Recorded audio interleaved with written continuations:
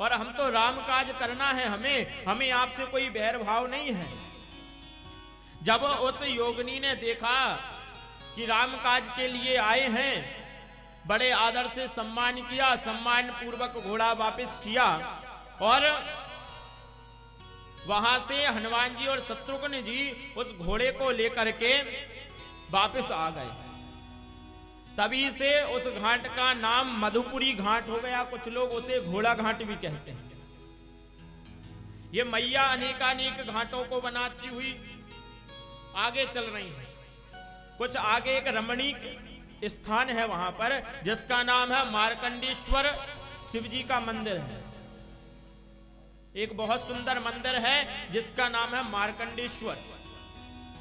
आगे मधुपुरी से आगे महाराजपुर पड़ता है और महाराजपुर से बंजर बनजा नदी का संगम मां नर्मदा में है। फिर आगे बढ़ती है तो उस यज्ञ कुंड में से घृत बाहर निकलता, इसलिए उस जगह का नाम घृतनाला पड़ गया। और आगे मैया कहते हैं यहां पर अन्नदान करने का और ब्राह्मण भोजन कराने का, गायत्री पुरस्चरण कराने का बड़ा ही महत्व है, बताया गया है। आगे मैया बढ़ती यहां से अनेकानेक तटों का निर्माण करती हुई। मैया के तट बड़े शोभायमान हैं। एक अलग ही शोभा मैया के तटों पर देखने को मिलती है। हर जगह पर हरे भरे सुंदर फलदार वृक्ष, पंछियों की आवाज निकलती है और मैया नर्मदा जो है बड़ी शांत और सहज भाव से बहती चली जाती है। अगर मैया नर्मदा में जो है, आपने कभी देखा है कि मैया नर्मदा के जल में से कोई आवाज आ रही है? कोई आवाज नहीं आती मैया के, शांत बिल्कुल। महागभीर नीर पूर पाप धूत भूतलम ध्वनस समस्त पातकारी दारिता पदाच। जब शंकराचार्य जी आए और शंकराचार्य जी ने क्या किया, देखा हर घाट पर मैया की, हर घाट पर मैया की दिव्य लीलाएं देखी। जब उन लीलाओं को देखा तो मैया के उस निर्मल शांत और स्वभाव को देखकर भगवान शंकराचार्य जी ने लिख दिया कि महागभीर नीर पूर पाप धूत भूतलम। महान गंभीर है मां नर्मदा का जल, इसमें कभी आवाज नहीं होती, कोई आवाज नहीं होती, शांत बिल्कुल। और मां गंगा का जल जिसमें हमेशा घड़घड़ाहट होती रहे, लेकिन मां नर्मदा बिल्कुल शांत स्वभाव वाली हैं, इनमें कोई आवाज नहीं है। यहां से आगे बढ़ती हुई मैया बड़े सुंदर मनोरम दृश्य बनाती हैं। आगे एक भैरवना नाम का ग्राम है। उस भैरवना नाम के ग्राम में एक व्यक्ति रहता है। कहते हैं बिल्कुल सत्य घटना उस व्यक्ति के साथ हुई। बताते हैं कि एक व्यक्ति था, उसने मां नर्मदा की परिक्रमा किस लिए उठाई, क्या कारण था, किस कारण उसने मां नर्मदा की परिक्रमा उठाई। तो संतजन बताते हैं कि एक सेठ थे, उनका नाम था रामचंद्र सेठ। जाति से तो वैश्य थे। शादी के बहुत साल हो गए पर पुत्र पुत्री संतति नहीं थी उनको। एक दिन मां नर्मदा के घाट पर आए, नर्मदा जी में स्नान किया और स्नान करने के बाद में बैठे। जब वहां पर बैठे हैं तो एक संत आए, बोले अरे सेठ जी क्या परेशानी है, क्यों ऐसे मुंह लटका करके बैठे हो। तो रामचंद्र सेठ ने कहा कि महाराज मेरे पास सब कुछ है पर संतति नहीं है। तो ऋषि ने कह दिया अरे मां नर्मदा के तट पर बैठे और ऐसी बात कर रहे हो, संतति नहीं है। अरे दुनिया वालों से क्या मांगते हो, इस मां नर्मदा से मांगो जिसके तट पर तुम बैठे हो। लेकिन मांगना कैसे? बोले आत्मा से मांगना। अंदर से आवाज आनी चाहिए कि मां मुझे इस चीज की आवश्यकता है, तब मैया देगी। तो महाराज आज रामचंद्र सेठ ने मैया को अंतर आत्मा से पुकारा कि हे मैया, कोई संतति हो जाए तो मैं तेरी परिक्रमा करूंगा। अब मैया की कृपा से कालांतर में उसे 2 पुत्र हो गए महाराज। जब वह 5-7 वर्ष के हो गए तो रामचंद्र सेठ ने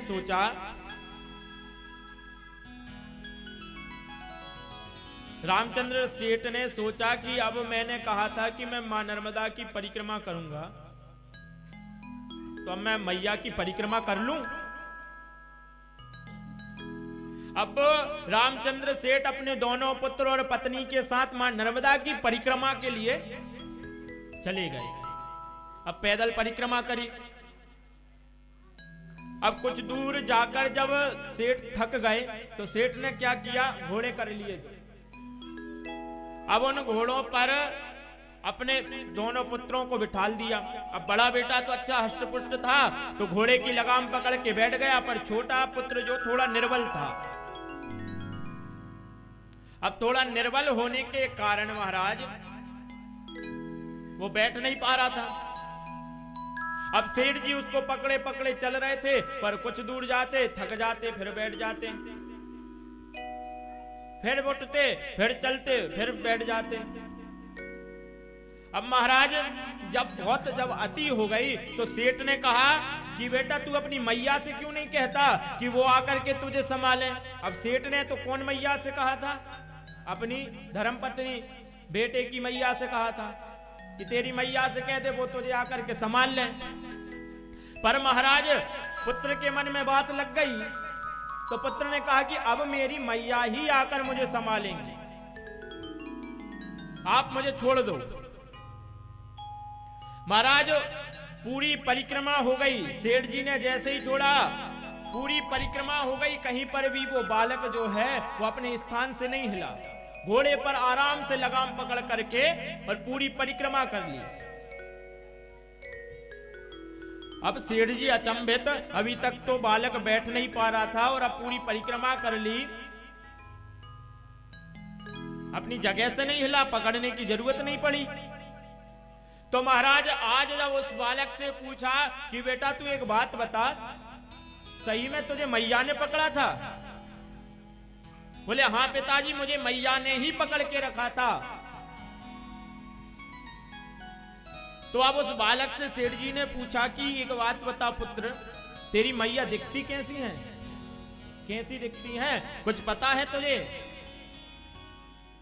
तो वो बालक कहता है कि पिताजी मेरी मैया का रूप जो है बड़ा सुंदर है, लाल साड़ी धारण किए हुए हैं, पांव में पायल पहनी हुई है, बड़ा सुंदर मणि जड़ित मुकुट पहना हुआ है। महाराज इतना सुना है सेठ ने और रो रो के हालत खराब। कहा तो था पुत्र की मैया से, पर उस बालक ने किसको पुकार लिया? नर्मदा मैया को। आज इतना रो रहा है वो सेठ, इतना रो रहा है अनभिज्ञता पर। तो महाराज ये जब परिक्रमा करते ना तो ये सब भाव उत्पन्न होते हैं। मैया स्वयं आकर के अपने भक्तों की सहायता करती हैं। भैरवना ग्राम कहीं पास में होगा तो वो सेठ जी ने ये स्वयं घटना परिक्रमा वासियों को सुनाई थी कि मां ने उनके पुत्र की सहायता किस प्रकार से की थी। तो मां तो अपना प्रत्यक्ष प्रमाण कहीं से ना कैसे दे देती है महाराज, किसी प्रकार से। कहते हैं मां स्वयं सिद्ध है। अब मार्कंडेय ऋषि कहते हैं मां अपना प्रमाण देने में कभी चूकती नहीं है। धर्मराज मां बड़ी दयालु है, अपने भक्तों के ऊपर सदैव कृपा करती हैं। अब मार्कंडेय ऋषि कहते हैं कि अमरकंठ में स्वयं अमरनाथ विराजमान हैं और इसलिए उसको अमरेश्वर तीर्थ माना जाता है। स्वयं भगवान भोलेनाथ विराजमान है और घाट घाट से मां के अंगों की कल्पना की गई है कि मां के अंग कहां कौन कौन से घाट हैं। बताया गया है कि जहां मेकल पर्वत पर उनका सिंहासन है वह पाद तल है, मैया के पैर हैं मेकल पर्वत पर। और मैया के जो पादों की संधि है, पैरों की जो संधि है वो कौन सी है, कहां पर है, बोले मंडला में। फिर और जो मैया के घुटने हैं, पूरा शरीर का विवरण बताया महाराज। जो घुटने हैं वो क्या है, भेड़ा घाट। दोनों तटों का नाम क्या है, भेड़ा घाट, इस तरफ भी और उस तरफ भी। तो घुटने किसे बताए गए हैं, भेड़ा घाट को। कटि प्रदेश जो है वो नेमावर है। नाभि कुंड जहां पर नेमावर में रिद्धनाथ और सिद्धनाथ विराजमान है, वो कटि प्रदेश बताया गया है। नाभि से आगे ओमकारेश्वर, जहां से सृष्टि का, ओम से जो सृष्टि का उपक्रम चालू होता है महाराज, सृष्टि का विस्तार हुआ, मां नर्मदा जहां से निकली। और मैया का उदर बताते हैं महेश्वर, पेट जो है वो मैया का महेश्वर में। ऐसे हर अंग की कल्पना हर घाट पर की गई है। फिर भगवती का हृदय बताते हैं शूलपाणेश्वर। शूलपाणेश्वर में भगवती का हृदय है। मैया का मुख कहां है, बोले करनाली। करनाली गुजरात में, गुजरात में मैया का मुख बताया गया। और इसके आगे जो भू का मध्य भाग है वो नर्मदा तट की काशी कही जाती है। और इसके आगे जहां आशापुरी, कोटी बरहा आदि प्रसिद्ध क्षेत्र हैं करनाली के आगे गुजरात से। फिर मैया का मस्तक जो बताया गया वो है भड़ूच, भृगु क्षेत्र जिसे कहते हैं। और यहां पर 43 महत्वपूर्ण तीर्थ बताए गए हैं। महत्वपूर्ण तीर्थ इस भड़ूच क्षेत्र में बताए गए हैं मैया के। फिर मैया की शिखा जो है वो क्या बताई गई है, जहां हरि का धाम है, जहां पर परशुराम जी ने तपस्या करी थी और यज्ञ किया था। उस स्थान को रेवा संगम नाम से प्रसिद्ध माना जाता है। तो मार्कंडेय ऋषि कहते हैं बड़े सुंदर घाट हैं। मैया की अंगों की कल्पना इन घाटों पर की गई है। बोले जो जाने या अनजाने में भी इन घाटों पर पुण्य करता है उसको मां नर्मदा का लोक प्राप्त होता है। मां नर्मदा उसे मोक्ष प्राप्त कराती हैं। स्मरणा जन्मजं पापम दर्शनानेव त्रिजन्मना। दर्शन मात्र से 3 जन्मों के पाप कट जाता है, दर्शन मात्र से। और स्नानात् जन्म साहत्यम, स्नान करने से क्या होता है, बोले अंदर बाहर के लुके छुपे किसी प्रकार के भी पाप हों वो सब दूर हो जाते हैं स्नान करने मात्र से। और फिर बोला है हंति रेवा कलयुगे, इस कलयुग में एकमात्र मां रेवा है जो आपके पापों को दूर कर सकती है महाराज। इसलिए हर समय मैया का भजन करना चाहिए। मैया गंगा में जब आप जाओगे, एक दिन स्नान करोगे, तब आपके जो पाप हैं वो दूर होंगे। लेकिन मां नर्मदा को तो दर्शन मात्र से आपके पाप दूर कर देती हैं। और मां गंगा तो स्वयं अपने पाप धोने के लिए मां नर्मदा में आती हैं। आप गंगा में जाइए, अपने स्नान करिए और आ जाइए, आपके पाप गंगा में रह गए। लेकिन गंगा जी स्वयं कहती हैं कि मैं बैसाख की शुक्ल सप्तमी को, गंगा सप्तमी को मां नर्मदा में आकर के अपने पाप धोती हूं महाराज, मां गंगा स्वयं। लेकिन नर्मदा, अब भाई गंगा जी में गए, अपने पाप वहीं छोड़ के आ गए, गंगा जी आपके पापों को भस्म नहीं कर पाए। लेकिन जब गंगा जी में भी पाप बढ़ जाते हैं तो गंगा जी आकर के गंगा सप्तमी को, वैशाख शुक्ल सप्तमी को नर्मदा जी में आकर के अपने पापों का क्षय कर लेती है। बोलिए नर्मदा मैया की। तो महाराज ऐसा मां नर्मदा का पुण्य पवित्र स्मरण करते हुए मां अपने घाटों का सुंदर निर्माण करते हुए आ गया। इसलिए अपने मन को जो है अपने चरणों में लगाना चाहिए, मैया के चरणों में लगना चाहिए। ऐसा नहीं है कि बस 2 मिनट बैठ गए, उठ गए, हो गया ध्यान।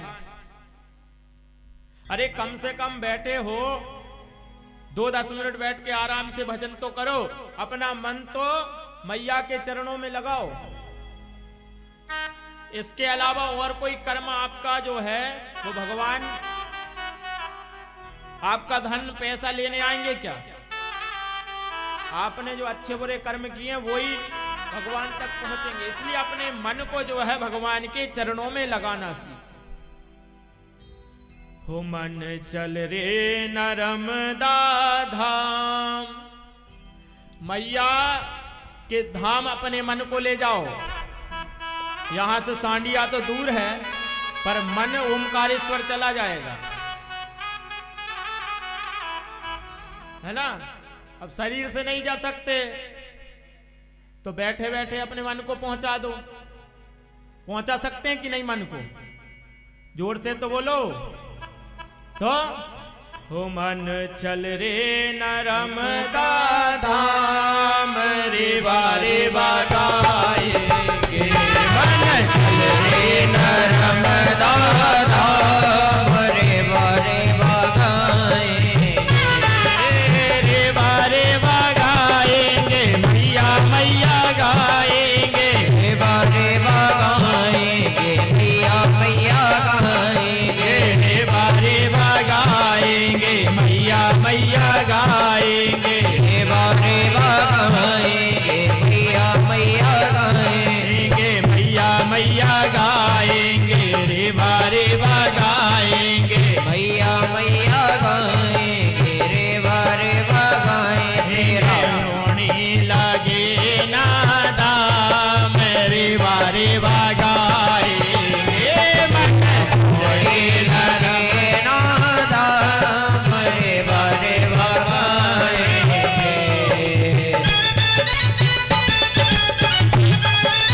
दोनों हाथ से ताली बजाते हुए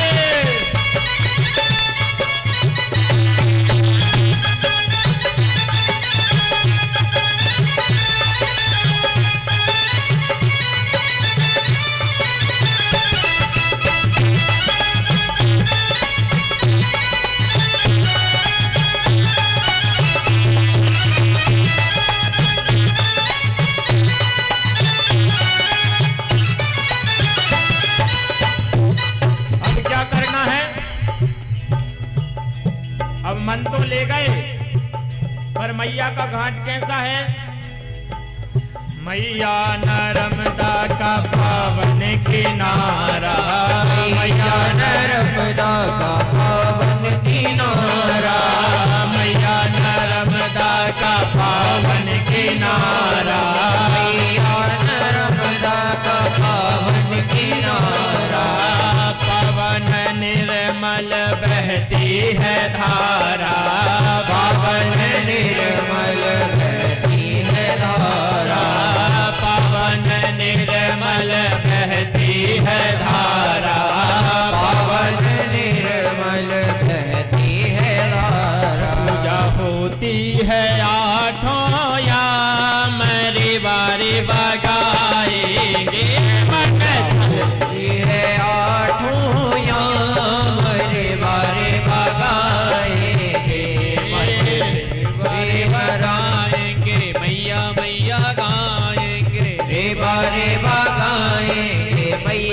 मैया गाए तेरा पौड़ी, ओ तेरा पौड़ी लगे ना दाम रे बारे बागाए चल रे नर्मदा धाम रे बारे बागाए।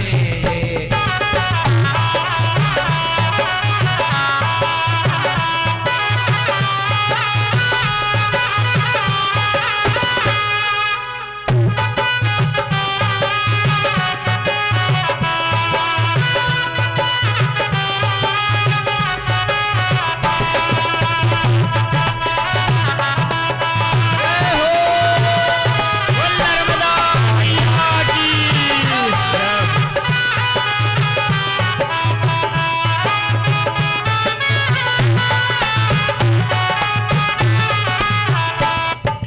घाट घाट की महिमा निराली, घाट घाट की महिमा निराली, घाट घाट की महिमा निराली, घाट घाट की महिमा निराली।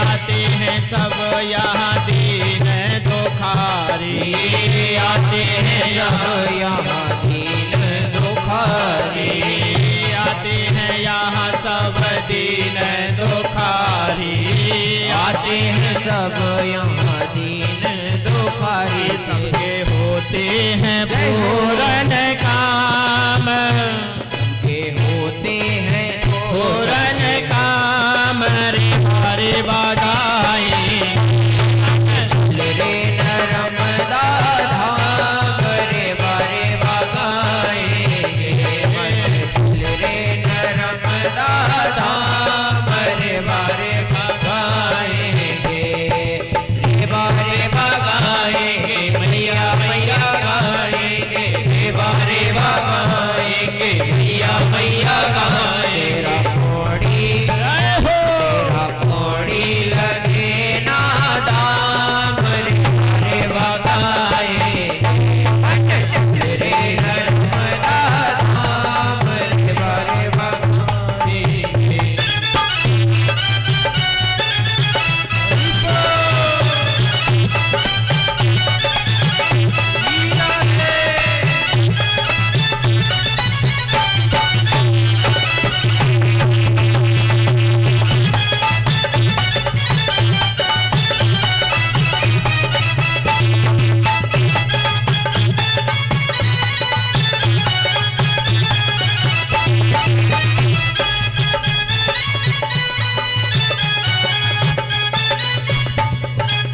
पूरे मगर पर कीन्ही सवारी, भूरे मगर पर कीनी सवारी, भोरे मगर पर कीन्ही सवारी, भूरे मगर पर कीनी सवारी।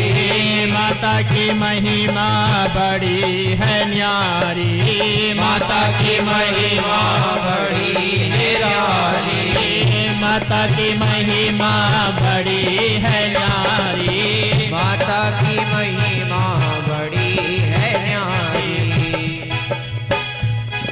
अब बोले मैया आपकी जो महिमा है ना ये बड़ी न्यारी है और हम इसका गुणगान गा रहे हैं, हम इसका गुणगान गा रहे हैं। मैया आपके बराबर इस जग में कोई नहीं। माता की महिमा बड़ी है न्यारी, माता की महिमा बड़ी है न्यारी, माता की महिमा बड़ी है न्यारी, माता की महिमा बड़ी है न्यारी। रजनिधि गाए तेरा गुणगान, रजनिधि गाए तेरा गुणगान रे बारे बागाए चल रे नर्मदा धाम रे बारे बागाएंगे, चल रे नर्मदा धाम रे बारे बागाएंगे, रे बारे बागाएंगे मैया मैया गाएंगे, रे बारे बागाएंगे मैया मैया गाएंगे, रे बारे बागाएंगे मैया मैया गाएंगे, रे बारे बागाएंगे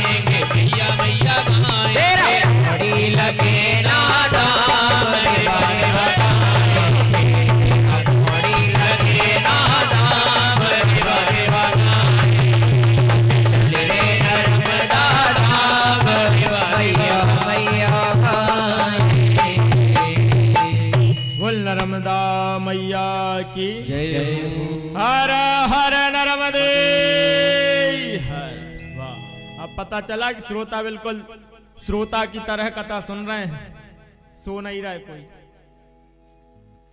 तो मैया की महिमा तो मैया की अनेकानेक महिमा है और मैया ऐसे सुंदर घाटों का निर्माण करती हुई चल रही है महाराज। आगे महाराज सहस्त्रधारा नाम का तीर्थ आया है, जहां पर सहस्त्रार्जुन ने अपनी सहस्त्र बाहु के साथ मैया के वेग को रोकने का प्रयास किया। तो मैया किसी के रोकने से रुकने वाली है क्या? तो महाराज जब सहस्त्र बाहु ने अपनी सहस्त्र भुजाएं लगा दी, तो महाराज मैया का वेग इतना था कि उन सहस्त्र भुजाओं को चीरती हुई निकल गई, इतना वेग था। तो उस स्थान का नाम सहस्त्रधारा पड़ गया। और इस स्थान से आगे एक गधैया संगम है। यहां पर गधैया नाम की नदी जो है मां नर्मदा में आकर के मिली है। इसके आगे कहते हैं बुधेरा घाट है, झुरकी ग्राम के समीप पद्मी घाट है। इससे आगे मेड़ा घाट का तीर्थ है। कहते हैं यहां पर 3 संप्रदायों के संत रहते थे और वो संत मैया के घाट पर रहते थे और संप्रदाय के नाम पर जैसे मेंढक लड़ते हैं मेड़ा, उस तरह की तरीके से लड़ते हुए और मर गए। इस वजह से उस घाट का नाम मेड़ा घाट पड़ गया। आगे बताते हैं लोकेश्वर तीर्थ आया है। यहां पर मां अत्यंत वेग के साथ बहती हैं और इस स्थान का नाम रेवाखंड है। और यहां पर भगवान शंकर का मणिमय शिवलिंग स्थापित है, भगवान शंकर का।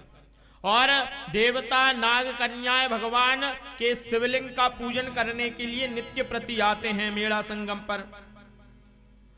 और लोकेश्वर तीर्थ में भगवान लुके छुपे रहते हैं, मतलब मां नर्मदा के अंदर ही भगवान शंकर जो है वो लुके हुए हैं, इसलिए उस तीर्थ का नाम लोकेश्वर तीर्थ पड़ गया।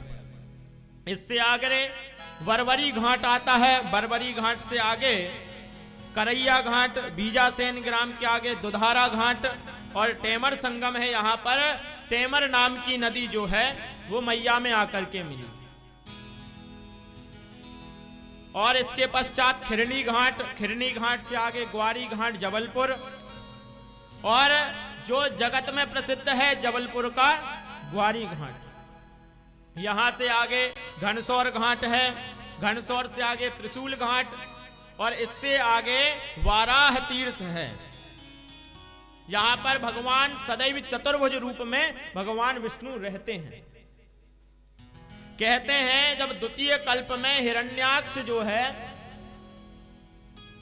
वो पृथ्वी को उठा करके समुद्र तल में ले गया, तब भगवान वराह के रूप में आए और उसका इसी मृगवन तीर्थ में आकर के उद्धार किया मैया नर्मदा के घाट पर। और इस तीर्थ का नाम मृगवन तीर्थ पड़ गया।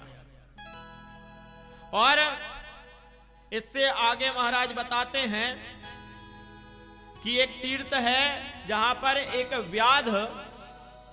व्याघ जो है वो बहुत से वन्य पशुओं को मार करके यहां के घने जंगलों में आ गया। अब जब रात हुई तो वो व्याघ जो है वो एक वृक्ष के नीचे सो गया। महाराज वहां पर रात में दावाग्नि लग गई और उस दावाग्नि से वो व्याघ्र जो है वो जल करके भस्म हो गया।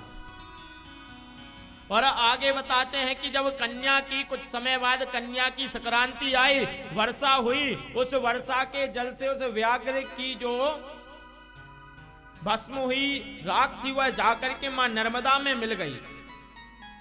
और नर्मदा में जब मिल गई उसका उद्धार हुआ और वो गंधर्व लोक को चला गया। यह स्थान त्रिशूल वेद तीर्थ कहा जाता है। इससे आगे लमेठी तीर्थ है, फिर बेड़ा घाट है, बेड़ा घाट से आके राम घाट है। यहां पर भगवान श्री राम जी ने कुछ दिन रह करके विश्राम किया था राम घाट पर। और यहीं पर राम कुंड नाम का जो तीर्थ है भगवान ने स्थापित किया। राम घाट से आगे जलेरी तीर्थ है और जलेरी तीर्थ से आगे विक्रमपुर नाम का एक ग्राम आता है और विक्रमपुर से आगे यहां पर आकर के एक सीनियर नदी मां नर्मदा में आकर के मिलती हैं। कई नदियां कई नद मां नर्मदा के आकर मिली। तो मां नर्मदा हमें यह संदेश देती हैं कि जो अच्छा बुरा जैसा भी है सबसे मिलकर रहो। तभी तो बिंदु से लेकर सिंधु तक मैया अपना परचम लहरा रहे हर जगह। तो जब आप सबसे मिलकर रहोगे तो आपका भी जो परचम है वो हर जगह फैला रहे। इसलिए मैया बिंदु से लेकर सिंधु तक बह रही हैं। यहां पर जबलपुर जिला समाप्त होकर के यहां से नरसिंहपुर जिला लग जाता है हमारा। नरसिंहपुर जिले से इससे आगे बेलखेड़ी घाट है, भैंसा घाट है और 2 मील आगे एक देव तीर्थ है। यहां पर कहते हैं कि शुंभ और निशुंभ के 2 दैत्य थे और उन दैत्यों ने घोर घमासान युद्ध देवताओं से किया। बोल नर्मदा मैया की। तो महाराज जब वो देवता उनसे नहीं जीत पाए तो उन्होंने आकर देव कुंड में तपस्या की और तप करके भगवान शंकर से वर प्राप्त किया। और वर प्राप्त करने के बाद में उन शुंभ निशुंभ दैत्य को हराया और देवताओं को अपना मनोवांछित मनोकामना उनकी जो है वो पूर्ण हुई। इससे नर्मदा जी के घाट पर उन्होंने तपस्या की थी। इससे उस घाट का नाम देव तीर्थ हो गया। इससे आगे ब्रह्मकुंड है, बुद्ध घाट है। यहां पर जब भगवान बुद्ध को श्राप लगा तो भगवान बुद्ध ने आकर के मां नर्मदा के तट पर तपस्या की और जब भगवान प्रसन्न हुए शिवजी तो शिवजी ने आकर के भगवान बुद्ध को श्राप मुक्त किया और भगवान बुद्ध बुद्धेश्वर शिवलिंग के रूप में वहां पर विराजमान हुए। आगे गरारू घाट, हतिया घाट, शिवजी तथा गरुण जी का वहां पर सुंदर मंदिर है। इससे आगे ब्राह्मण घाट है जिसे आज हम सब लोग बरमान घाट के नाम से जानते हैं। पहले बरमान घाट का नाम ब्राह्मणपुर था। ये भैया लोग आज कह रहे थे गुरुजी बरमान घाट की कथा नहीं आई। मैंने कहा लाऊंगा धीरे धीरे, चिंता मत करो, हर घाट की कथा आ जाएगी। तो मैंने इन्हें पहले 10 मिनट तो अंदर ही कथा सुनाई। मैंने कहा भैया बरमान घाट को पहले ब्राह्मण घाट कहा जाता था। तो यहां पर सप्तधारा नाम का एक स्थान है। यहां से मैया की 7 धाराएं निकली हैं और कई धाराओं में विभक्त होकर के मैया नीचे पर्वतों से गिरती हुई भीम कुंड, ब्रह्म कुंड और अर्जुन कुंड बनाती हैं। कहते हैं वनवास के समय जब भीम यहां पर आए तो उनके पद चिन्हों से एक कुंड बन गया। इतना विशालकाय शरीर था, उस कुंड का नाम ही भीम कुंड पड़ गया। भीम के पैरों के निशान आज भी वहां हैं। कहते हैं कि ब्रह्मा जी ने उस स्थान पर इतने यज्ञ किए कि उस स्थान से आज भी भस्मी निकलती है, आज भी भस्मी निकलती है। आगे बताते हैं, आगे एक बहुत सुंदर तट है जिसे गौड़ वंशीय महारानी दुर्गावती ने बनवाया और भगवान वराह की मूर्ति वहां पर स्थापित है। लोग इसके नीचे से निकल करके जाते हैं। आगे एक ब्राह्मणपुर नाम का घाट है। यहां पर एक ब्राह्मण परिवार रहता है। कहते हैं महाराज आपने अपने जीवन में कितना ही धन संचय किया, लेकिन अगर वो आपके काम ही नहीं आया तो उस धन संचय का क्या मतलब। महाराज आप अपने जीवन में कितना ही धन संचय कर लें, धन की 3 गति होती है, सिर्फ उसको दान कर दो, उसे भोग कर लो। पहली हो गई दान, दूसरी हो गई भोग, और तीसरी गति नाश। महाराज जब जरूरत से ज्यादा धन हो जाता है तो वो आपको, वो जो धन है वो आपका साम्राज्य को सर्वनाश करवा देता है। इसलिए समय समय पर दान और भोग, अगर दान नहीं करना तो कम से कम उस धन का जो है वो भोग कर लीजिए। धन की सिर्फ 3 गति है, 3 से चौथी गति होनी नहीं है। तो धन तो ना तो कभी सड़ता न गलता, चौथी गति कहां से होगी? अगर वो फट भी जाए बीच में, तुम्हारा टेप लगा के चला दें 10 के नोट। तो इसलिए हमेशा दान कर दो या भोग कर लो, और नहीं तो तीसरी गति नाश तो होना ही है। तो ऐसे ही एक ब्राह्मण रहते हैं, समय अनुसार कालांतर में उनके जो पति थे, ब्राह्मण थे, उनकी धर्मपत्नी बेटे थे, तो वो कालांतर में भगवान की क्या कृपा हुई, तो ब्राह्मण की तो मृत्यु हो गई, कुछ समय बाद उनके पुत्रों की मृत्यु हो गई महाराज। अब वो ब्राह्मणी अकेली रहती, और जब अकेली रहती तो घर घर जाकर के चक्की चलती थी ना पहले, उन चक्की में आटा पीसा करती थी। कहते हैं कबीरा जब हम पैदा हुए जग हंसा हम रोए। जब महाराज हम पैदा हुए थे, सिर्फ हमको छोड़कर सब हंस रहे थे, सबको बहुत खुशी थी, लेकिन हम रो रहे थे। कबीरा जब हम पैदा हुए जग हंसा हम रोए, ऐसी करनी कर चलो जग रोए हम हंसे। तो ऐसी कुछ करनी करके जाना महाराज कि जग तो रोए कि महाराज पता नहीं क्या हुआ, अरे कितना अच्छा था। अच्छा, कई लोगों की तो आदत ये होती है, बुरा सा बुरा व्यक्ति हो, जब व्यक्ति मर जाता है उसके बाद तो दुश्मन भी आपकी तारीफ कर देता है, बड़ा अच्छा व्यक्ति था। पर जब आप जीवित रहेंगे, उसके सामने रहेंगे, तब तो वो आपको गाली नहीं देगा। लेकिन जब आपकी मृत्यु हो जाएगी तो महाराज इतने गुणगान करेगा, इतने गुणगान करेगा, आपके घर वाले क्या करेंगे? तो महाराज ऐसी करनी करके जाओ कि जग रोए, ऐसी करनी करके जाओ। तो महाराज वो जो ब्राह्मणी थी वो हर जगह जाकर के चक्की में आटा पीसा करती थी, और जो 1-2 रुपए उसे मिल जाते वो लेकर के आती। अब ब्राह्मण भी नहीं थे, पुत्र पुत्रियां भी नहीं थी, उसने उसके धन का जो है सदुपयोग किया,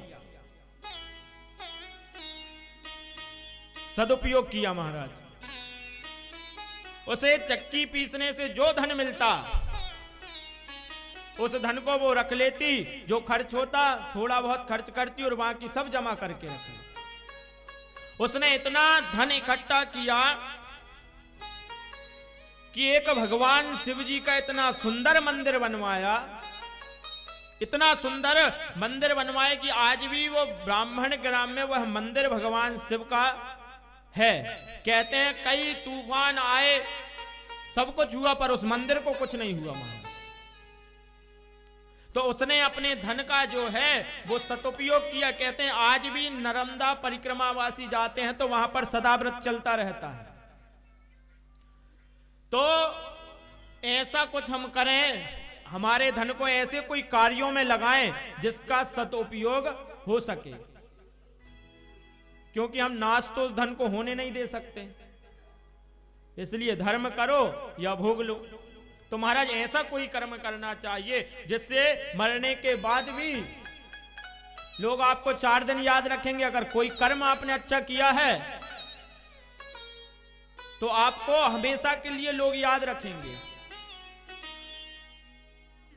महाराज आज हम विवेकानंद को क्यों याद करते हैं? क्योंकि कोई कर्म उन्होंने ऐसा किया है जिससे वो तो चले गए, पर उनकी हर बात जो है हमें याद रही। आज हम उनका नाम जानते हैं। अगर कोई कर्म नहीं करते तो आज कौन जाता? कई आए और कई चले गए, और कई आएंगे कई चले जाएंगे। तो महाराज कर्म कोई ऐसा कर जाओ कि आपको हमेशा याद करते रहे। तो उस ब्राह्मणी ने ऐसा ब्राह्मणपुर में ऐसा सुंदर मंदिर बनवाया भगवान शिव जी का कि आज भी वहां पर सदा व्रत चलते हैं।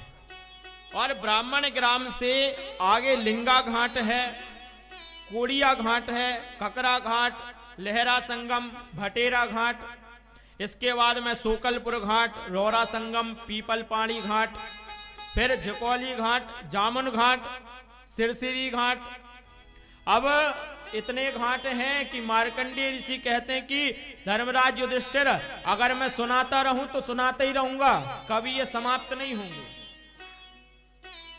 इतनी कथाएं हैं घाटों घाट। आगे कहते हैं सिरसिरी घाट के आगे एक दुधी नदी है। दुधी नदी शायद यहीं कहीं आगे पड़ती, बनखेड़ी। तो दुधी नदी है, यहां कहते हैं यहां पर हनुमान जी अपनी मां से मिले थे। तो कहते हैं जब भगवान राम लंका विजय करके अपने पुष्पक विमान में बैठ करके राम जी, सीता जी, लक्ष्मण जी और हनुमान जी जब पुष्पक विमान में बैठ करके आ रहे थे तो बीच में किष्किंधा पर्वत पड़ा। और उस किष्किंधा पर्वत जब पड़ा तो हनुमान जी ने कहा कि भगवान आपकी अगर इच्छा हो तो मैं अपनी माता से 2 क्षण मिल लूं। 2 क्षण अगर आप कहें तो यहां अंजना पर्वत पर पुष्पक विमान उतार लीजिए, मैं अपनी माता से मिल लेता हूं। भगवान ने कहा ठीक है हनुमान। अंजना पर्वत पर पुष्पक विमान उतार दिया गया और हनुमान जी, राम जी, सीता जी और लक्ष्मण जी मां अंजना से मिलने के लिए गए। जब पहुंचे, मां अंजना ने जैसे ही हनुमान जी को देखा अपनी गोदी में बिठा लिया, खूब लाड़ कर रही हैं। जब मां अंजना ने पूछा कि ये सब लोग कौन हैं, तब हनुमान जी ने पूरी बात बताई कि मैया ये राम जी हैं, ये सीता जी हैं, ये लक्ष्मण जी हैं। रावण से युद्ध किया, रावण को हरा करके लंका विजय करके ये अयोध्या में रहते हैं, अब अयोध्या वापस जा रहे थे। तो मैया ने झट से हनुमान जी को उतार दिया और कहने लगी अरे हनुमान, तूने मेरे दूध की जो लाज है उसे गवा दी।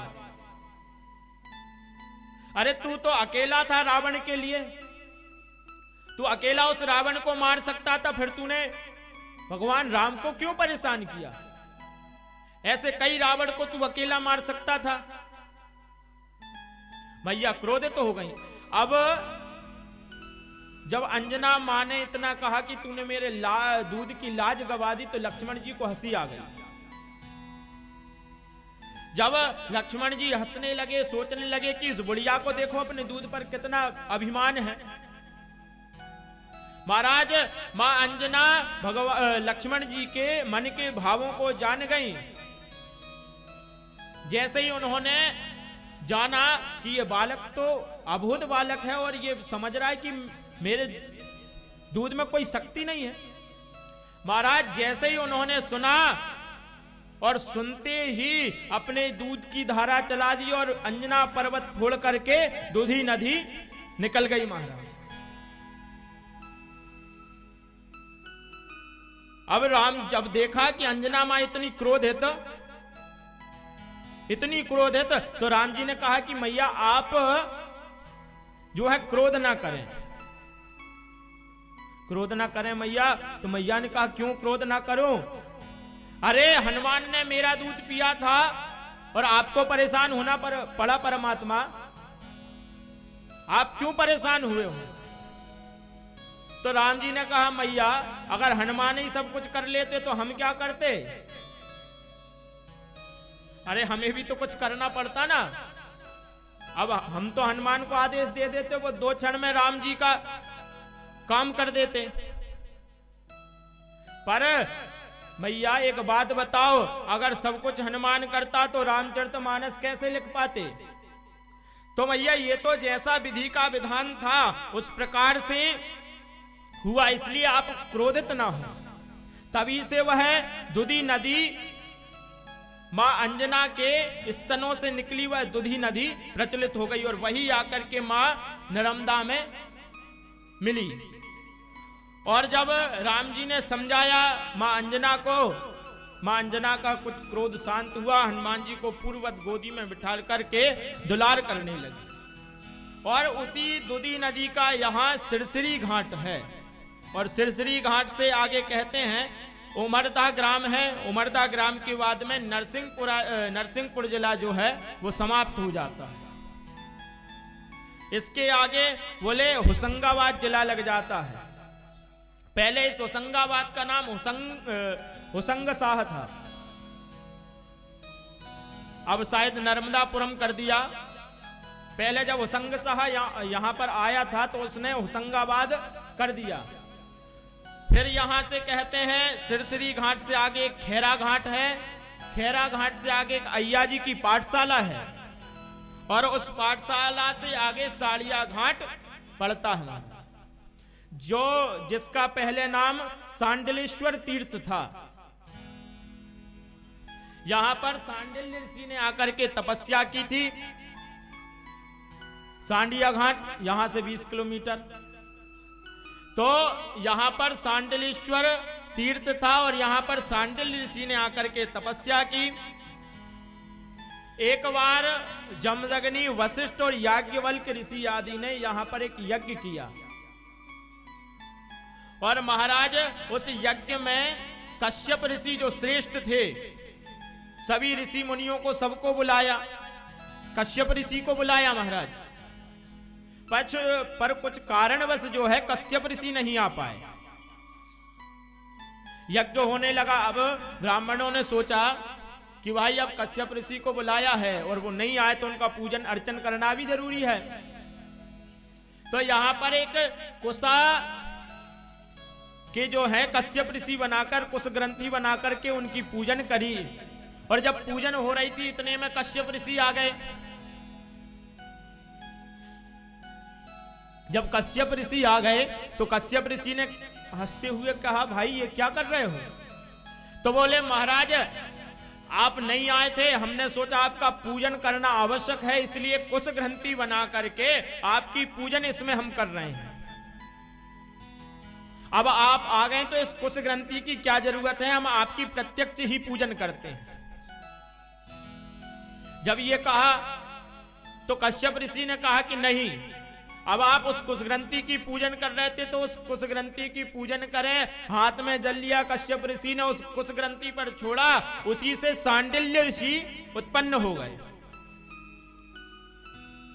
जब जटाजूटधारी वत्कल वस्त्र धारण किए हुए सांडिल्य ऋषि उत्पन्न हुए, उनका पूजन हुआ, पर महर्षि उपमन्यु की जो पुत्री थी सांडिल्या, उससे सांडिल्य ऋषि का विवाह करा दिया। कहां की कथा सुना रहे हैं, समझ में आ रही है? कहां की कथा सुन रहे हैं? हाँ, सांडिया घाट की कथा सुन रहे हैं। और सांडिल्य ऋषि का विवाह किसके साथ हुआ? किसका साथ हुआ? महर्षि उपमन्यु की पुत्री सांडिल्या के साथ। अब याद रखना कभी घाट जाओ तो, इसलिए वो बार बार वो माइक लगा है ना, उसमें बार बार बोलते रहता है 1 रुपए जरूर चढ़ाएं सांडिल्य की तपोभूमि में। तो इसलिए कहता है वो, क्योंकि वहां पर सांडिल्य ऋषि ने तप किया था। और जब महर्षि उपमन्यु की पुत्री सांडिल्या से सांडिल्य ऋषि का विवाह हो गया, उसके बाद में चिरकाल तक सांडिल्य ऋषि ने वहां पर तपस्या की। अब मार्कंडेय ऋषि कहते हैं कि इसमें एक पुरातन इतिहास और आता है।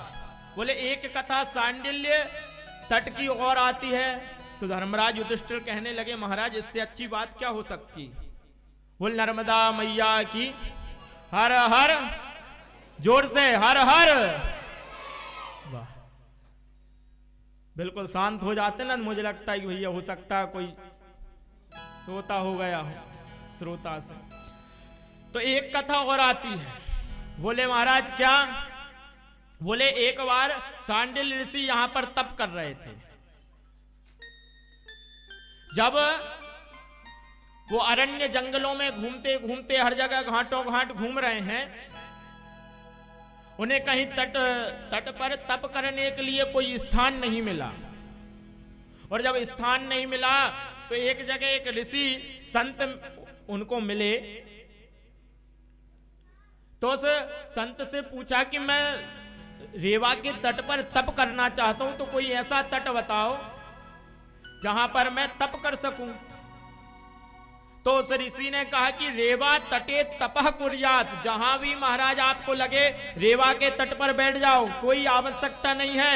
ऐसा नहीं है कि ये घाट निश्चित है कि इस पर ही आकर के तप करो। अगर गंगा जी का तप करना है तो हरिद्वार कनकल क्षेत्र जाना पड़ेगा, लेकिन रेवा तटे तपह कुर्यात, कहीं भी बैठ जाओ, कहीं भी तप कर सकते हो।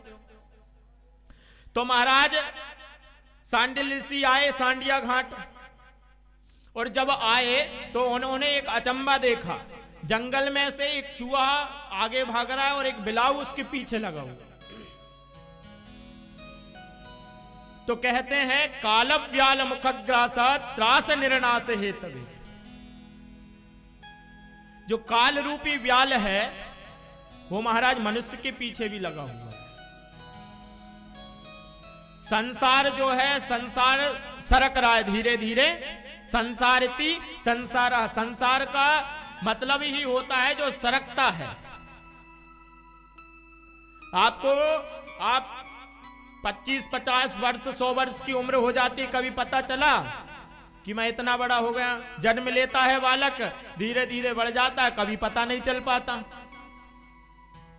और मैंने एक दिन और कहा था महाराज, भगवान जो हैं आपको हर समय सचेत करते रहते हैं। अब जो भक्त आए हों 1-2 दिन पहले, उनको पता भी हो तो कैसे सचेत कर सकते हैं? भगवान आपको हर घड़ी सचेत करते हैं। तो जब सचेत कैसे करते हैं? बोले महाराज भगवान ऐसे सचेत कर सकते हैं कि सबसे पहले तो जिस व्यक्ति को सचेत करते हैं उस व्यक्ति के बाल जो है वो पकने लगते हैं। अब भगवान ने पहली चेतना दी कि भाई आपके बाल पकने लगे हैं और भगवान का जो है वो भजन करना प्रारंभ कर दो। जब आपकी 50 वर्ष की उम्र हो गई उसके बाद ही शायद आपके बाल पकने शुरू हो। तो 50 में जैसे ही 1 लगा 51 हो गया, वन की तरफ जाने का आदेश भगवान ने दे दिया आपको। अब महाराज 50 वर्ष की उम्र में, अब तो 50 वर्ष के पहले ही पक जाते हैं बाल, पर हमने उसका एक समाधान निकाला महाराज। कैसे? बोले जैसे ही बाल सफेद हुए बढ़िया मेहंदी लगा ली, चकाचक काले बाल कर लिए महाराज। अब भगवान परेशान, बोले मैंने तो बाल सफेद कर दिए थे, इनने फिर काले कर लिए। चलो भाई ठीक। अब महाराज दूसरा, पहले तो बाल सफेद हो गए, फिर एक और चेतना दी। फिर क्या किया? बोले आंखों में दिख नहीं रहा, आंखों में धुंधला धुंधला दिखने लगता है। तो महाराज हम तो क्या है, हमने फिर समाधान निकाल लिया, बढ़िया चकाचक चश्मा लगाया और जे पहले तो इधर तक दिखता था फिर उधर तक दिखने लगा। अब भगवान ने फिर तीसरा दिया। बोले महाराज कान में जो सुनाई देता है ना बंद हो गए। अब तीसरा संदेश पहुंचाए कि भैया अब भगवान का भजन कर लो। तो हमने क्या किया, बढ़िया ब्रांडेड मशीन लगाई कान में, फिर सुनाने लगा। यहां तक का सुन रहे थे, अब तो घर से ऊपर से कोई चिल्ला दे तो सुना जाए। पहले हम तो बाजू वाले की सुन रहे थे, फिर जब मशीन लग गई अच्छी ब्रांडेड तो दूर तक का सुनाई देने लगा। महाराज फिर भगवान परेशान। हर चीज का तोड़ हमने निकाल लिया, लेकिन परमात्मा का तोड़ किसी के पास नहीं है। परमात्मा आपको 1, 2 और 3 बोलते हैं, तीसरी गलती तक माफ करना चाहिए, पर चौथी गलती में परिणाम मिल जाता है। महाराज आपने बाल सफेद हो गए, डाई कर ली, आंखों में नहीं दिख रहा, चश्मा लगा लिया, कान में सुनाई नहीं दे रहा, मशीन लगा ली, पर महाराज अब बिल्कुल जब हालत जर्जर हो गई, उठते ही नहीं बन रहा, फिर अब श्वास ही नहीं चल रही है। श्वास चलाने के लिए कोई मशीन बनी हो तो बताओ, ऑक्सीजन भी क्या कर सकती, बाहर की हवा दे सकती, उस हवा से भी कोई जीवित रह सकता है क्या?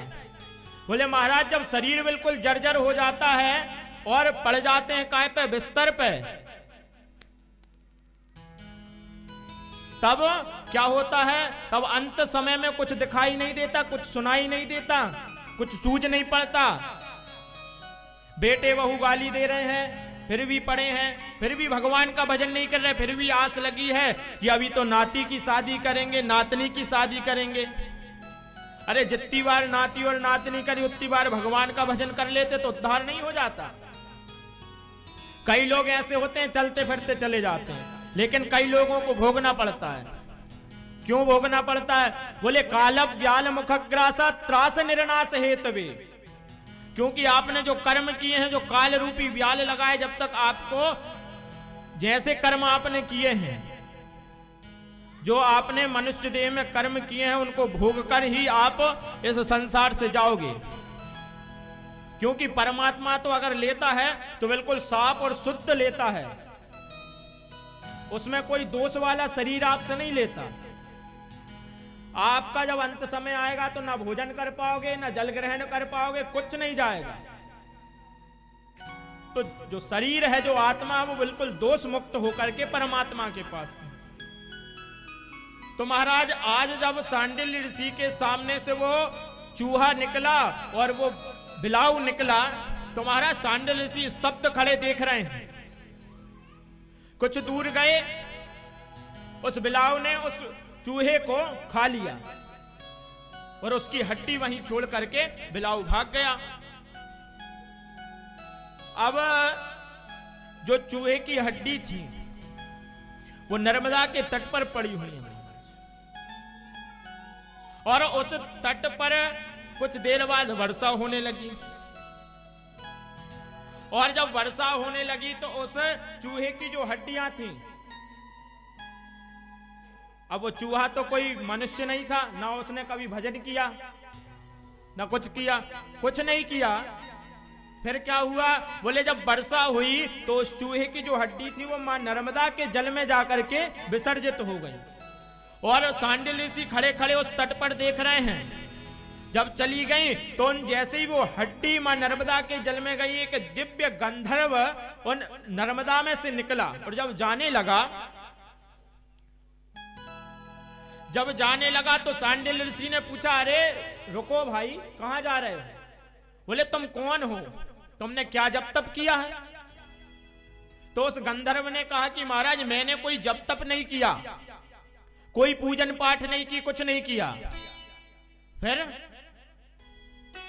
बोले मैं तो एक श्राप के कारण मुझे चूहे की योनि धारण करने पड़ी, और मेरा उद्धार मां नर्मदा के जल में, जब मेरी हड्डियां मां नर्मदा के जल में गई तो मेरा उद्धार हो गया,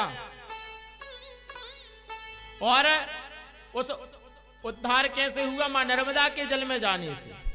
आज मेरा उद्धार हो गया और मैं गंधर्व हूं और गंधर्व लोक के लिए जा रहा हूं। जब सांडिल्य ऋषि ने देखा जीव जंतु मनुष्य कोई भी हो, जब मां नर्मदा के जल में उसकी अस्थियां पहुंच गई, उसका उद्धार हो गया बिना जप तप किए, तो फिर मनुष्य का क्यों नहीं हो सकता? क्योंकि मनुष्य का शरीर तो जप तप कर सकता है। आज तक किसी जानवर को देखा है जप तप करते हुए? कहीं बैठ कर राम राम कर रहा हो? मनुष्य ही करता है। हाँ, अगर मनुष्य भी भगवान का भजन, मनुष्य और पशुओं में समानता है हर तरीके से। मनुष्य भी खाता है, पशु भी खाते हैं, है ना? और मनुष्य भी सोता है, पशु भी सोते हैं। और जो पशु है उसके भी बच्चे होते हैं और मनुष्य के भी बच्चे होते हैं। हर तरीके से समानता है, लेकिन एक समानता पशु में नहीं है। वो क्या? बोले मनुष्य भगवान का भजन कर सकता है, लेकिन पशु भगवान का भजन नहीं कर सकते। पशु बुद्धि मिमाम जही, बोले पशु की बुद्धि मनुष्य में आ जाए, जड़ता आ जाए, तो वो अपने आप को श्रेष्ठ समझने लगता है महाराज। इसलिए भगवान का भजन ही आपको पशु और मनुष्य में भेद दिखलाता है। कभी सोचना एकांत में बैठ करके, ज्यादा तो नहीं बज गए, 5 ही बजे हैं अभी। कितने बज गए? 4:45 बचे और 10-15 मिनट की बात है, थोड़ी देर और। बोल नर्मदा मैया की हर हर नर्मदे। तो महाराज जब सिर्फ नर्मदा जल के स्पर्श से उद्धार हो सकता है, तो मां नर्मदा का जब तब करेंगे तब क्या नहीं हो सकता। आज महाराज सांडिल ऋषि ने सोच लिया कि यहीं पर बैठ करके मैं मां नर्मदा का रेवा का भजन करूंगा।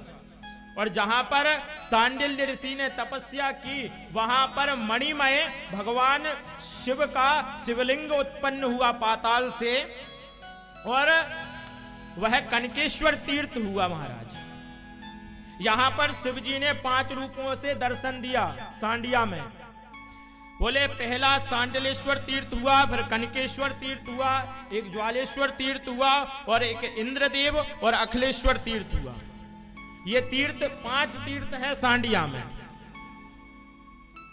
और आगे बताते हैं, जब भगवान शंकर सांडिल ऋषि की तप से प्रसन्न हो गए, तब भगवान शंकर प्रकट हुए और वरदान मांगने को कहा कि सांडिल ऋषि मांगो, क्या वरदान मांगना चाहते हो?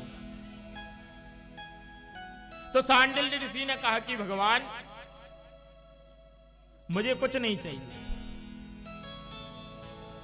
मुझे कुछ नहीं चाहिए, मैं तो सिर्फ ये चाहता हूं कि आप मेरे नाम से इस जगह पर पूजित हो।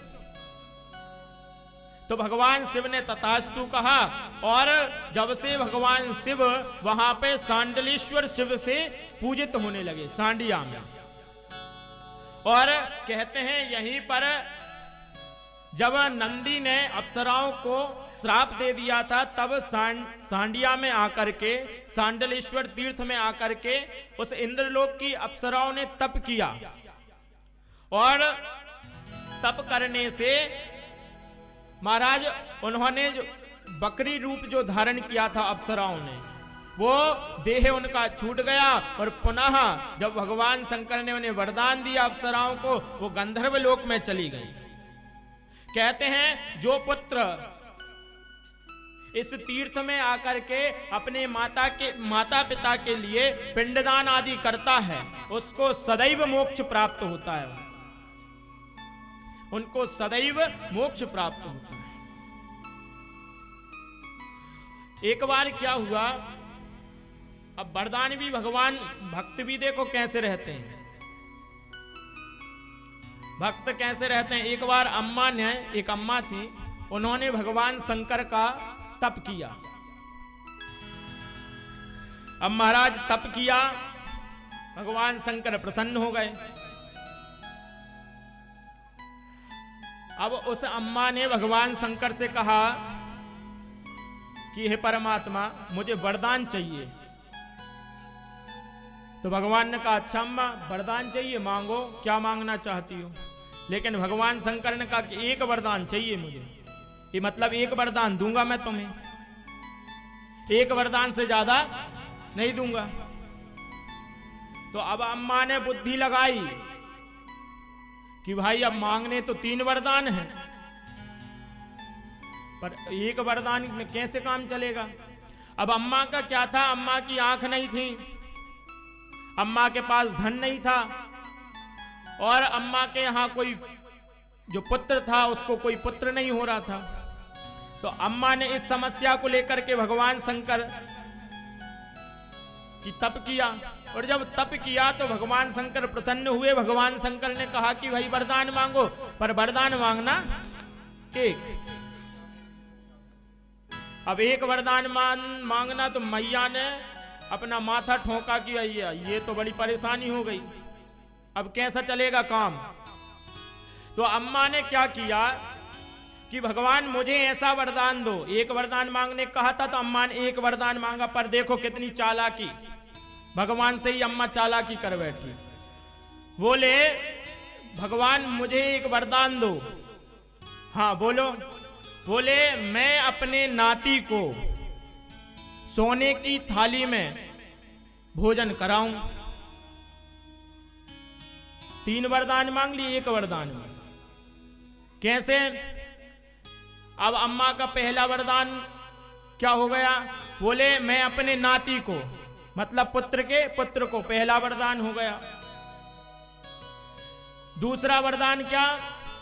अब सोने की थाली होगी तो धन ऐश्वर्य भी खूब होगा महाराज, है ना। तो मैं अपने नाती को सोने की थाली में भोजन कराऊं। अब भाई तीसरा वरदान क्या? अम्मा को दिखता नहीं था, अब जब दिखेगा तब तो ना भोजन कराएगी। तो अब देख लो कलयुग की जो अम्माएं होती हैं वो कैसी होती हैं। एक वरदान में 3 वरदान मांग लिए। तो महाराज ऐसे भक्त और भगवान होते हैं। ऐसी मैया की महिमा, मैया अपने भक्तों को कभी भी निराश नहीं करती, कभी भी अपने भक्तों को निराश नहीं करती। जो आपको चाहिए सच्चे मन से मांग लो बस। एक बार आप सच्चे मन से मैया के आगे मांग लोगे तो कभी आपको वो निराश नहीं होने देंगे। इसलिए हमेशा मां नर्मदा के चरणों में आपकी अनुरक्ति हो।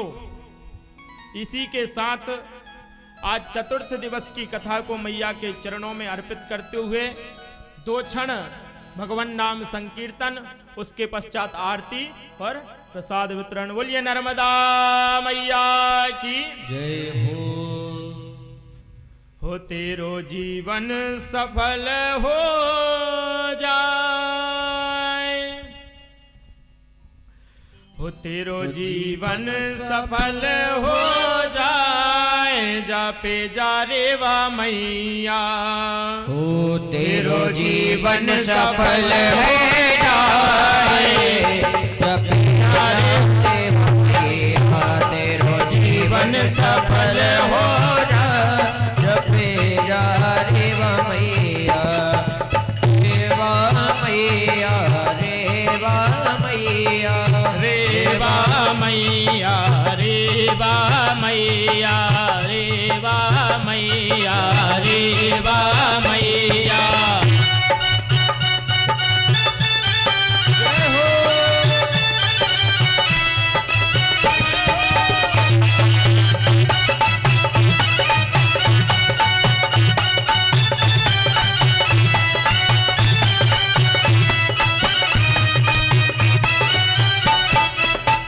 तेरो जीवन सफल हो जाए, जपे जा रे बा मैया।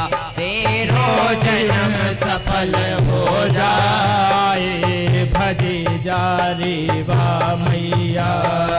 भजे जा रे बा मैया, भजे जा रे बा मैया।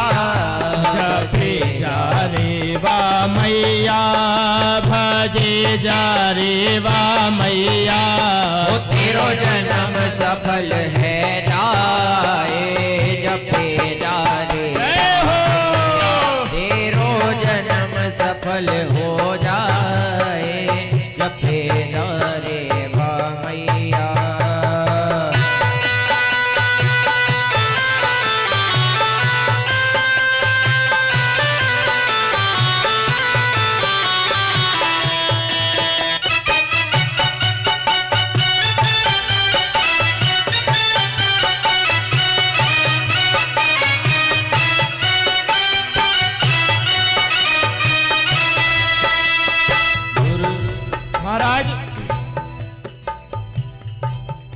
रेवा नाम भज लो, क्योंकि मनुष्य जो देह है वो बड़ी दुर्लभ है, बड़ी मुश्किल से मिलती है। अब भी समानता बताई थी, पशु और मनुष्य में क्या समानता है। दुर्लभ है मानुष योनि, नहीं बार बार यह होनी। दुर्लभ है मनुष्य योनि, नहीं बार बार यह होनी। दुर्लभ है मानुष योनि, नहीं बार बार यह होनी। दुर्लभ है मानुष योनि, नहीं बार बार यह होनी। फिर अंत समय पछताए, जपी जा रेवा मैया। फिर अंत समय पछताए, जपी जा रेवा मैया। तेरो जन्म सफल हो जाए, जपी जा रेवा मैया।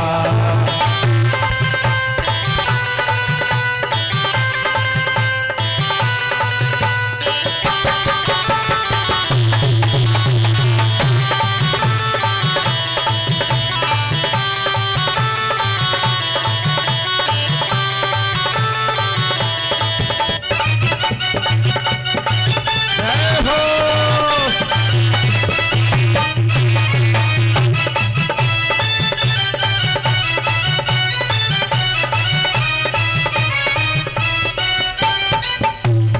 अब महाराज जीवन निकल गया, कमा कमा कर, जोड़ जोड़ कर, और क्या किया,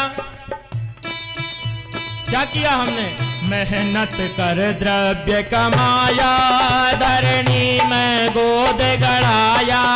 मेहनत कर द्रव्य कमाया, धरणी में खोद गड़ाया। मेहनत कर द्रव्य कमाया, धरणी में खोद गड़ाया। मेहनत कर द्रव्य कमाया, धरती में खोद गड़ाया। फिर क्या कह रहे हैं? अब कमा तो लिया, पर साथ में कुछ नहीं ले जाना। तो तेरे संग कछो नहीं जाए, नहीं जाए, जपे जा रेवा मैया। तेरे संग कछु नहीं जाए, जपे जा रेवा मैया। तेरे संग कछु नहीं जाए, जपे जा रेवा मैया। तेरो जन्म सफल हो जय हो। जाए, जपे जा रेवा मैया।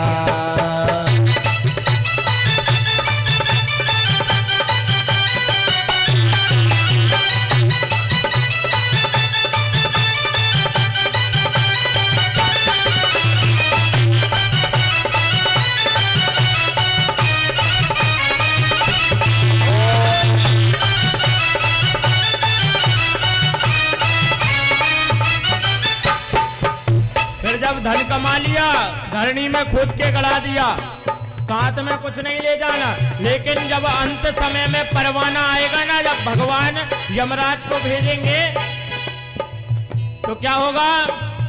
जब आवेगा परवाना, सब यहीं पड़ा रह जाना। जब आवेगा परवाना, सब यहीं पड़ा रह जाना। जब आवेगा परवाना, सब यहीं पड़ा रह जाना। जब आवेगा परवाना, सब यहीं पड़ा रह जाना। सब स्वार्थ का संसार, जपे जा रेवा मैया। सब स्वार्थ का संसार, जपे जा रेवा रेवा। तेरो जन्म सफल है जाए, जपे जा रेवा रेवा। जय हो, दोनों हाथ उठा करके।